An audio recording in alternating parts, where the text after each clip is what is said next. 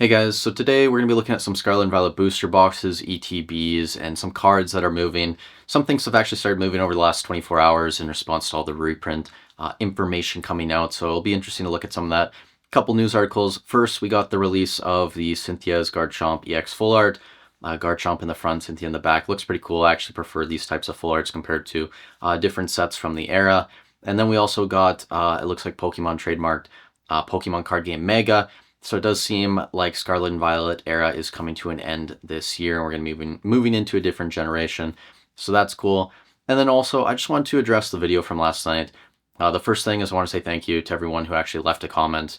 Obviously, I used wrong terminology, incorrect terminology, referring to insider trading. Thank you to everyone who explained that to me. That makes a lot of sense now. With that said, I would still like to get clarity on if this is normal in the hobby, or if this is even the case, right? So everyone on YouTube basically denied reprints coming. They said they had no information about it. So was everyone lying? Were your favorite PokeTubers with distribution access lying? Did people actually know that reprints were coming and they just weren't saying anything to benefit them? To me, it seems unlikely that everyone just denied it except one person. To me, it seems more likely that someone got information before other people. And again, a lot of you guys in the comments below said that this wasn't an issue. If you have sources and you network and stuff like that, it's perfectly fine. Use all the advantages you have.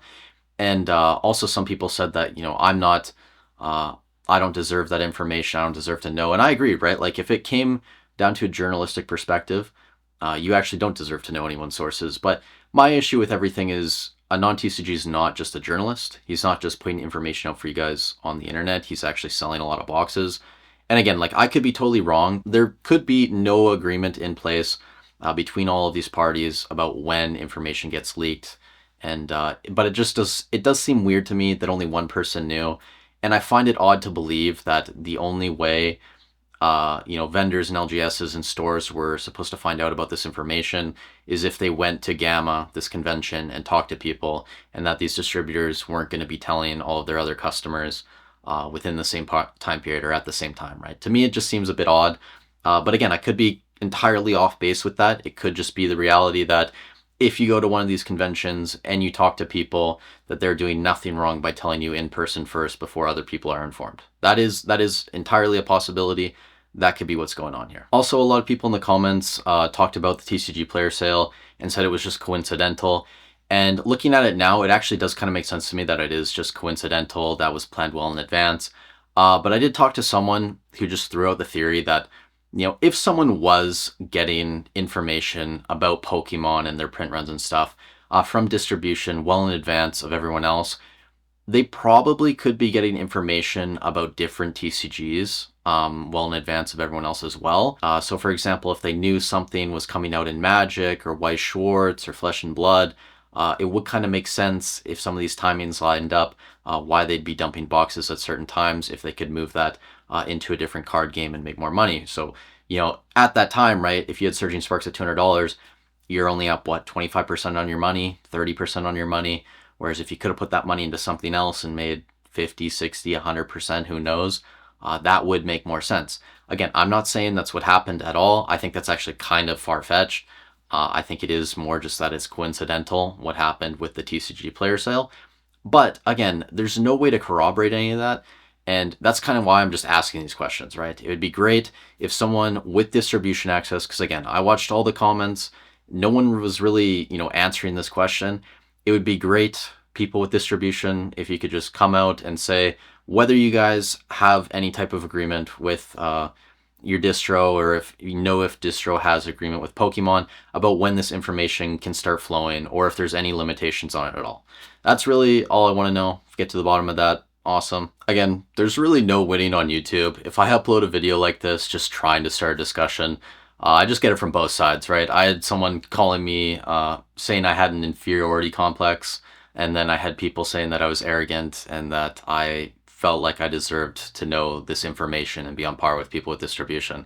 So there really is no winning. You get it from both sides when you make a video and talk about this. All right, guys, so we're going to do this as fast as humanly possible to not waste any more of your time. SV base still staying around that 185 range. Paldea Evolved has actually pulled back a little bit. Most recent sales in that 225 range, 220, 225. This was selling as high as $240 a few days ago. Obsidian Flame staying around $190. Paradox Rift doing its thing between 175, 180. Temporal, same sort of deal in that same range. Twilight Masquerade, we have got a pullback of this a little bit. Was selling as high as around $240. Most recent sales under $220 recently from today. Stellar Crown still moving up, almost $200 at this point. Most recent sales there. Surging Sparks, we are apparently getting reprints of this, but it is still selling in that 265 range today. And 151, the ETBs over $200, selling as high as $217.98, almost $218 for a regular ETB is wild. Paldean Fates over $110 for an ETB, selling as high as $118 from today. And booster bundles, apparently we're getting some booster bundles, who knows? These have actually pulled back a bit. They were consistently selling a few days ago over $60, even towards $65, some over $70, but consistently past couple days. And yeah, today and yesterday, most sales under $60, around that $55 price point there. Shrouded Fable moving up a bit into the low $50, $54, $55 even. And Prismatic Evolutions, this is surprising. This is actually taking a dip over the past 24 hours. Was up to around 142 and now is, selling consistently around that $130 price point. So down, I don't even know what that'd be, less than 10%, 8%, something like that. And sales even below $130. So keep an eye on Prismatic Evolutions. Now, with that said, a lot of the cards in Prismatic are still moving. For example, the Flareon and Leafeon, most recent sales, both of these, I believe, are over $400. You do still have some lower sales here, but definitely some getting close to $400. And then on the Leafeon, you actually had a sale today, $688. So that's really out there. But before then, 3 sales at $420 from March 3rd. The Palafin is over $100 now, selling as high as $123.68. The Charizard from 151 is getting close to $300. There are sales over $300 as well, some lower ones also, but it is slowly moving up on average, getting closer to that $300 price point. The Persian, this was up to $80. It's now fallen below $60, sitting in that $58 range. The Greninja from Twilight, this was over $400. It still says that it's over 400. When you go look at most recent sales, you have one right on the dot, and then you have a few either right on the dot or in that 380, 390 range. So I'd say it averages out probably slightly below $400.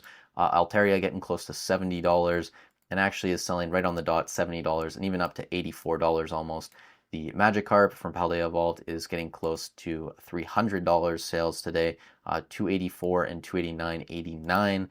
The Snorlax promo from 151, this is getting close to $200 as well. You do have some lower ones here, like 130 from today. That's a light played there. Near mint from yesterday, $210. So keep an eye on this. Maybe it'll consistently sell above $200. And then the Charmander promo from Obsidian Flames is up to around 160. Again, some lower sales in here somewhere, like 140, 155. But that's actually from back in February. This one hasn't sold too often on TCG Player. Most recent sale, I guess, from yesterday, 159.19. Couple days before then, 168, 169, 215. So keep an eye on that one. It doesn't sell too much on TCG Player, but I figured I'd throw it in here. Thank you guys so much for watching the video. Again, let me know in the comments down below what you think about everything. Again, I appreciate you guys who were civil and, taught me things I need to know because I was using wrong terminology, and I think that's important. And again, like, there's still a couple things that I just want answers to because it's still not fully making sense to me. Again, I'm slow, guys. I'm not a very smart individual. Lots of smarter individuals out there.